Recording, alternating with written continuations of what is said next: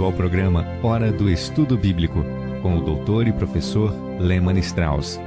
Este estudo é o resultado do tempo pessoal com o Senhor, da experiência de ministério pastoral e das conferências bíblicas do Dr. Lehmann Strauss, que nos instrui e encoraja com o ensino da Palavra de Deus. Agora com você, Hora do Estudo Bíblico, na apresentação de Aurélio Campos. Muito obrigado por incluir a Hora do Estudo Bíblico em sua agenda. Vamos ver agora a Palavra de Deus e hoje vamos estudar a onipresença de Deus. Antes de abrirmos as Escrituras, vamos buscar Deus em oração. Alguns de nossos ouvintes mandaram pedidos de oração e saiba que nós não temos falhado em orar por todos vocês. Não hesite em mandar o seu pedido de oração. Antes de voltarmos para a Palavra de Deus, devemos nos voltar para o Senhor da Palavra. Vamos orar. Pai de amor, nós te agradecemos pelo nosso Salvador e Senhor Jesus Cristo. Jesus que, por sua parte, sacrifício no Calvário, tornou nossa redenção possível. Amado Deus, nós te agradecemos hoje pelo Espírito Santo que nos deu a Bíblia e que habita em nós e que se tornou nosso professor e nosso confortador. Nós te agradecemos por todos os meios da graça que nos salvou e nos mantém salvos durante todos esses anos. Pai, nos alegramos hoje por tudo que tu és. Obrigado por tua palavra santa que é lâmpada para os nossos pés e luz para os nossos caminhos, Senhor. Em dias tão escuros, quando muitas igrejas não estão ministrando a tua palavra, oramos para que muitos crentes individualmente sejam abençoados por meio desta emissora. Nós te agradecemos, Pai, por aqueles que nos ouvem e que têm uma igreja que os ensina. Faça desse ministério de rádio uma fonte de encorajamento e cumprimento em suas vidas. Pai, temos ouvintes hoje que ainda não são salvos, e nós oramos por sua salvação neste momento. Te pedimos isso em nome do Senhor Jesus. Amém. Estamos falando sobre a onipresença de Deus. Vamos apresentar o esboço de nosso estudo, caros amigos, pois há alguns assuntos na Bíblia e alguns termos que usamos para revelar e ensinar esses assuntos cujos termos não pertencem às Escrituras. Já disse em programas anteriores que podemos usar termos que não estão na Bíblia, como a palavra arrebatamento e milênio, ou a palavra encarnação, ou a própria palavra trindade. Estes termos não são bíblicos, mas expressam bem grandes verdades bíblicas. Alguns termos descrevem os atributos de Deus que não estão nas Escrituras, mas são termos que apresentam e conotam uma grande verdade sobre Deus. Hoje veremos a onipresença de Deus. A palavra onipresença vem do latim, uma palavra que quer dizer todos, e outra que quer dizer estar presente. Esta palavra, na verdade, quer dizer onipresença, simplesmente significa estar presente em todos os lugares. Às vezes a palavra imensidade é aplicada a Deus e usada como sinônimo de onipresença. Pessoalmente eu prefiro a palavra onipresença, presente em todos os lugares. Para mim, isto sugere a perfeição de Deus sem nenhuma limitação espacial. Ainda assim, Deus está presente em todas as partes do espaço com todo o seu ser. Agora sabemos que Deus é imenso e onipresente. Ele sempre está presente. Ele está presente e ativo em todo lugar. Sua presença não depende do espaço. Nós dependemos, mas ele não depende. A manifestação de sua glória pode variar em tempos e lugares diferentes, mas Deus sempre está presente em cada lugar deste vasto universo criado. Em conexão com a onipresença de Deus, devemos evitar o erro do panteísmo. O panteísmo ensina que Deus é tudo e tudo é Deus. O panteísmo reconhece uma atividade onipresente da atividade divina, mas nega a personalidade de Deus. Muita gente crê que Deus está substancialmente em todas as coisas, mas não crê que ele seja uma personalidade. Certa vez ouvi uma palestra de um panteísta educado cuja habilidade na oratória e a filosofia realmente prendia a audiência. Sinceramente, eu acreditei que ele pertencia àquele grupo de pessoas de quem Deus diz: dizendo-se sábios, tornaram-se loucos. Romanos 1:22. A Bíblia ensina que Deus é um ser pessoal e em toda a sua essência Deus está em todo lugar. A onipresença de Deus é claramente ensinada nas Escrituras. Um dos grandes salmos que nos ensina sobre a onipresença de Deus vale muito a pena observar. Antes, porém, de olharmos este salmo, vamos ver um verso em Jeremias, capítulo 23, verso 24. Esconder-se-ia alguém em esconderijos, de modo que eu não veja? Diz o Senhor. Porventura não encho eu os céus e a terra? Diz o Senhor. Enchendo os céus e a terra, isto não implica que Deus encha o universo com o seu conhecimento ou seu poder, conquanto seja verdade que Deus assuma seu universo e controle todas as atividades e toda a ação. Enchendo o céu quer dizer que em todo lugar há a essência de sua presença. Não há lugar imaginável que possa se privar da presença de Deus. Deus não tem limites ou fronteiras. Ele está essencialmente em todo lugar, tanto nos céus quanto na terra. Assim como Deus é eterno, portanto, não pode ser medido no espaço-tempo. Ele é onipresente e não está limitado no espaço-tempo. É muito natural para mim pensar em Deus como estando em todos os lugares. Eu sei que há um Deus, e este é o Deus da Bíblia, que pessoalmente é o meu Salvador, e eu posso crer que Ele está em todos os lugares. Eu quero que você leia comigo alguns versos no Salmo 139. Abra aí a sua Bíblia no Salmo 139, começando com o verso 7, onde lemos: Para onde me irei do teu espírito? Ou para onde fugirei da tua face? Se subir ao céu, lá tu estás. Se fizer no inferno a minha cama, eis que tu ali estás também. Se tomar as asas da alva, se habitar nas extremidades do mar, até ali a tua mão me guiará e a tua destra me susterá. Se disser, de certo que as trevas me encobrirão, então a noite será luz à roda de mim. Nem ainda as trevas me encobrem de ti, mas a noite resplandece como o dia, as trevas e a luz são para ti a mesma coisa. Lemos o Salmo 139, verso de 7 a 12. Este salmo é um dos mais gloriosos salmos sobre Deus e sua relação com o homem. Essa divisão pelos seus versos reforça o estilo poético do salmo. Os 24 versos são divididos em 4 estrofes, com 6 versos cada.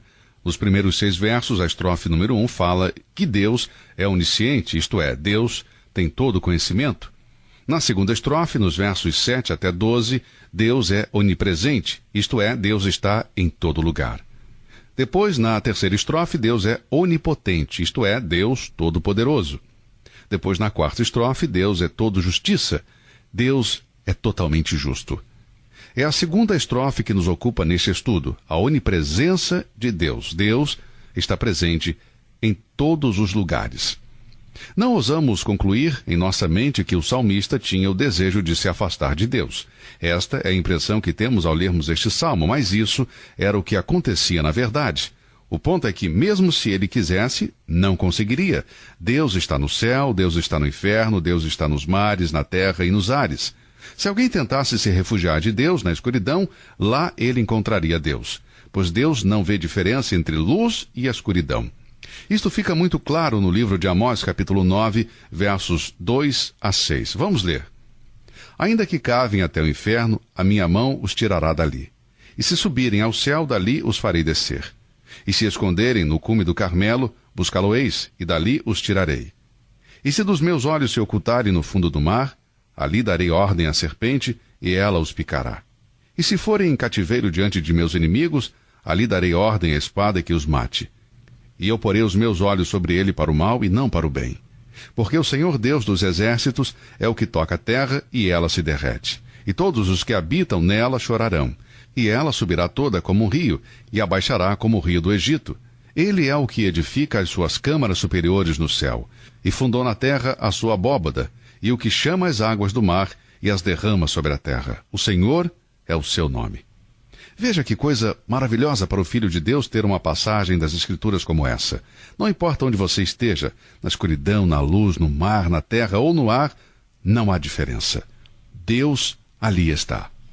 A proximidade de Deus não é alterada nem pelas mudanças de hemisférios, nem por causa da distância ou por causa da escuridão. Não há lugar onde se possa escapar de Deus. Nos céus há a presença da glória de Deus. No inferno temos a presença da ira de Deus. Os iníquos podem desejar escapar da presença de Deus, mas jamais conseguirão. No livro de Apocalipse há uma passagem interessante quando os selos do juízo de Deus se quebraram durante o período da tribulação, provocando um grande pânico na terra. Estamos lendo em Apocalipse 6, verso 12. João disse: E havendo aberto o sexto selo, olhei, e eis que houve um grande tremor de terra, e o sol tornou-se negro como saco de cilício, e a lua tornou-se como sangue. E as estrelas do céu caíram sobre a terra, como quando a figueira lança de si os seus figos verdes, abalada por um vento forte. E o céu retirou-se como um livro que se enrola, e todos os montes e ilhas foram removidos dos seus lugares. Os reis da terra, e os grandes, e os ricos, e os tribunos, e os poderosos, e todo servo e todo livre, se esconderam nas cavernas e nas rochas das montanhas, e diziam aos montes e aos rochedos: Caí sobre nós, e escondei-nos do rosto daquele que está sentado sobre o trono e da ira do Cordeiro. Veja que aqui há uma imagem dos seres humanos desejando fugirem de Deus, fugirem da ira de Deus, tentando afastar-se de Deus, mas não conseguem. Eles clamavam para que as rochas e as montanhas caíssem sobre eles para que pudessem escapar do juízo e da ira de Deus, mas não há outra saída. Como é diferente o Deus da Bíblia dos deuses idólatras. Os pobres incrédulos não sabem onde Deus está. Quando os profetas de Baal o convocaram e não obtiveram resposta, então Elias começou a zombar deles, dizendo: Clamai em altas vozes, porque ele é um Deus. Pode ser que esteja falando, ou que tenha alguma coisa que fazer, ou que intente alguma viagem, talvez esteja dormindo e despertará. Eles seguiram os conselhos de Elias e gritaram mais alto, mas ainda assim não havia resposta. Mas veja que as coisas não funcionam como o Deus cristão, o Deus da Bíblia. Nem os cristãos fiéis devem agir como os tolos profetas de Baal. Deus jamais se afasta de nós. Amados, Ele está bem no lugar que você está agora neste momento. Porque nele vivemos e nos movemos e existimos. Como também alguns dos vossos poetas disseram, pois somos também sua geração. Agostinho disse que Deus não está parcialmente aqui ou ali, mas está totalmente no universo. Isto é confortador. Já fiquei longe da minha família muitas vezes. Para falar a verdade, na preparação desta mensagem em particular, estou a milhares de quilômetros de casa. Já não vejo minha esposa há algumas semanas. Eu oro por ela todos os dias, de manhã e à noite, mas eu sinto um grande conforto na onipresença de Deus. Neste momento, Deus está perto de mim, assim como está perto da minha esposa também. Ele está tão próximo de nossos filhos como está perto de mim. Tenho muitos irmãos que moram distante de mim, assim como Deus está perto de mim, Ele também está com meus irmãos. Deus está em todo lugar. É maravilhoso pensar nesta verdade que se aplica à onipresença de Deus. Pense na bobagem de Jonas em tentar fugir de Deus e da presença do Senhor. Ele fez isso que você já sabe. Em Jonas capítulo 1, ele disse: vá a certa cidade para pregar, mas Jonas tentou fugir. Ele pensou que Deus estava apenas em determinado lugar, que Deus estivesse no Oriente ou no Ocidente. Mas será que Deus está no leste ou no oeste? Por que um cristão tentaria fugir de Deus e recusar a sua mensagem de salvação? Há duas verdades cardeais no exemplo de Jonas. Primeiro, Deus pode e fala ao homem. Ele falou ao homem. A propósito, Deus fala a nós. Agora, nos dias de Jonas, a Bíblia ainda não havia sido impressa. Nós já temos uma Bíblia. Deus nos fala através de sua palavra. Deus pode e fala aos homens, e nenhum homem pode falar ao Senhor ou escapar ao juízo de Deus. Certamente que Jonas deve ter encontrado a verdade da onipresença de Deus na herança religiosa de seu povo. Em qualquer nível, Jonas tentou fazer o impossível. Ele tentou fugir de Deus, fugindo de um lugar em particular. Na verdade, creio que Jonas sabia bem o que fazia, mas, na sua desobediência, havia deturpado seu julgamento. Temos aqui uma lição para cada servo de Deus, que nenhum de nós pense que poderá escapar da chamada de Deus. É claro que você sabe o que aconteceu com Jonas. Ele foi lançado para fora do barco porque alguém disse que ele estava com medo. Deus o chamou para pregar e Jonas teve medo. Ele amarelou e se tornou o primeiro amarelinho do mar, disse certa vez um menino. Bem, Jonas foi tolo se pensou que poderia fugir de Deus como fez. Querido filho de Deus, somos tolos se acharmos que podemos fugir de Deus ou, por outro lado, imaginar que Deus não está onde estamos. A onipresença de Deus é a força de muitos de seus servos. O propósito desta presença é conhecida e experimentada por todos aqueles que amam e servem a Deus. Esta é a própria presença do nosso Senhor prometida por Ele mesmo. Eis que eu estou convosco todos os dias, até a consumação dos séculos. Amém. Esta é a presença na igreja que os cristãos experimentam e se alegram. Ele disse: onde 2 ou 3 estiverem juntos em meu nome, eu ali estarei com eles. O número pode ser pequeno, mas ali está Deus no meio deles. Sua presença é a força e o poder de todo cristão que está morrendo. Todos os santos que passam deste mundo para a presença de Deus encontraram conforto na presença do Senhor em sua partida. O Salmo 121 é um dos grandes salmos de conforto que garante segurança e proteção para todos os que confiam em Deus. E eu gostaria de abrir o Salmo 121 por alguns momentos. Vamos começar a ler o Salmo 121 no verso 1. Diz assim, Salmo 121, verso 1. Levantarei os meus olhos para os montes, de onde me vem o socorro? O meu socorro vem do Senhor que fez o céu e a terra. Não deixará vacilar o teu pé. Aquele que te guarda não tosquenejará. Eis que não tosquenejará, nem dormirá o guarda de Israel. O Senhor é quem te guarda. O Senhor é a tua sombra à tua direita. O sol não te molestará de dia, nem a lua de noite. O Senhor te guardará de todo mal, guardará a tua alma. O Senhor guardará a tua entrada e a tua saída, desde agora e para sempre. Eu gosto deste verso 4. Eis que não tosquenejará, nem dormirá o guarda de Israel. Não sei o que isto quer dizer para você, mas isto quer dizer muito para mim. Esta afirmação representa um grande conforto e chega até mim quando eu mais preciso. Eu já trabalhei em várias partes do mundo. Eu estava no Vietnã durante a guerra, eu estava debaixo de um forte bombardeio, e as bombas e foguetes estavam sendo jogados sobre nós e nós éramos confortados pela presença do Senhor em todo o tempo, em toda a minha experiência cristã. Neste grande salmo de conforto, ele nem cochila nem dorme. Eu já disse muitas vezes que não vou ficar acordado à noite, nem me preocupar sobre o futuro das coisas que vão acontecer amanhã. Deus não cochila nem dorme. Por que devemos nós perdermos noites de sono? Se Deus jamais dorme e está presente em todo lugar, coloque a sua cabeça no travesseiro e durma muito bem, sabendo apenas que Deus é onipresente. Deus está aí onde você está. Ele não dorme, ele não cochila. Lembre-se de que Deus sempre deseja estar pronto pela sua presença para tomar conta de você em suas horas de sono, e você pode dizer pela manhã, quando acordar, ainda estarei contigo. Isto não é maravilhoso? Acordar de manhã e dizer, bem, Senhor, muito obrigado pela sua presença durante a noite. Meu testemunho pessoal é que a presença de Deus é evidente para o meu raciocínio e razão. E sinto a sua presença por experiência. Além disso, enquanto Deus está essencialmente em toda parte do universo, tenho consciência de sua presença onde quer que eu vá. Ele disse, não temas, porque eu sou contigo. Não te assombres, porque eu sou teu Deus, eu te fortaleço e te ajudo, e te sustento com a destra da minha justiça. Isaías capítulo 1, verso 10. Se o medo prevalecer e assumir o controle de minha vida, não é porque Deus não esteja onde eu estou, mas porque eu me esqueço facilmente da sua presença. Amados irmãos, nós precisamos cultivar e praticar a presença de Deus, pois ela é mais valorosa que o dinheiro, mais importante que propriedades, mais preciosa que os amigos da terra. Cultivando a presença de Deus quer dizer ter uma vida separada e depois se alegrar com sua provisão e sua proteção. Ele disse em 2 Coríntios capítulo 6, começando com o verso 14, não vos prendais a um jugo desigual com os infiéis, porque que sociedade tem a justiça com a injustiça? E que comunhão tem a luz com as trevas?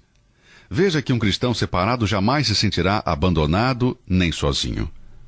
Um dos últimos nomes de Deus em ordem de aparição no Velho Testamento está em Ezequiel. Vamos estudar uma série sobre os nomes de Deus um pouco mais tarde. Um dos nomes de Deus está em Ezequiel 48, verso 35. 18.000 canas por medida terá ao redor. E o nome da cidade desde aquele dia será O Senhor está ali. A frase Senhor está ali é a tradução do nome de Deus, Jeová Shammah. Este é o nome em que Deus prometeu sua presença em meio ao seu povo. Ele habitava no meio deles, numa tenda, num tabernáculo, num templo.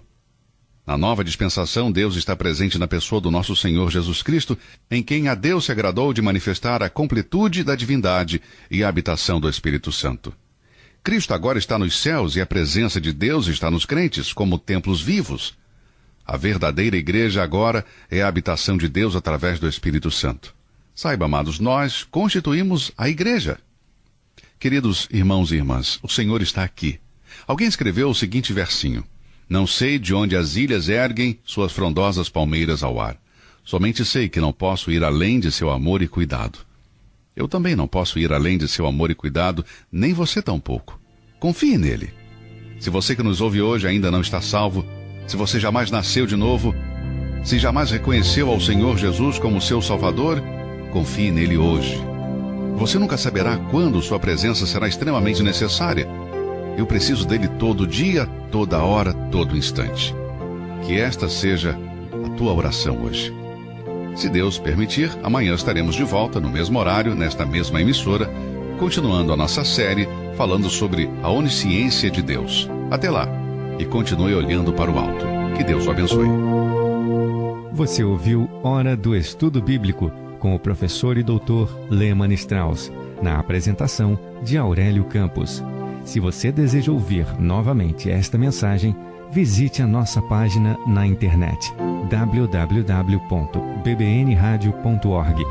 Fica o convite para você nos acompanhar amanhã, neste mesmo horário, aqui na BBN. Hora do Estudo Bíblico é uma produção da BBN.